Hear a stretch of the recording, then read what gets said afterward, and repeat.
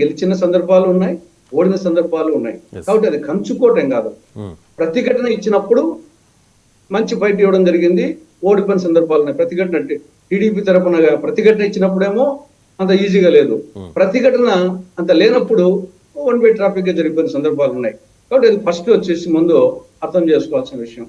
ఇక రెండవది, నిన్న ఎన్నికలకు సంబంధించి నా దృష్టిలో 3 జరిగినాయి: ప్రజాస్వామ్యము, దౌర్జన్యస్వామ్యము, ధనస్వామ్యము. ఈ 3 పనిచేసాయి. ప్రజాస్వామ్యం కూడా ఎందుకంటున్నానంటే, గతంలో 2000 జగన్మోహన్ రెడ్డి ముఖ్యమంత్రిగా ఉన్నప్పుడు ఇక్కడ పులివెందుల నియోజకవర్గంలో కానీ, కడప జిల్లాలో కానీ, రాష్ట్రంలో కానీ లోకల్ బాడీ ఎన్నికలు అనేది నామినేషన్సే వేయించలేదు, కాయిదాలు చెప్పేశారు. ఒకవేళ నామినేషన్ వేస్తే స్కూటనీ కార్డు ఎత్తేసారు అధికారులు చెప్పేసి. అక్కడ కొంత మిగిలితే విత్డ్రావల్ కార్డు వచ్చేసి పోలీసులే తీసి విత్డ్రా చేయించారు.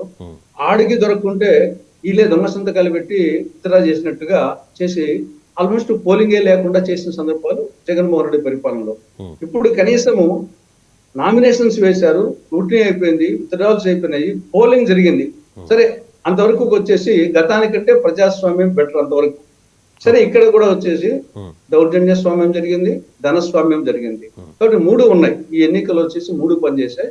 దాని పర్సెంటేజ్ ఎంత అనేది చూడాలి. ఇది ఓవరాల్ గా నా అబ్జర్వేషన్. రేపు వచ్చి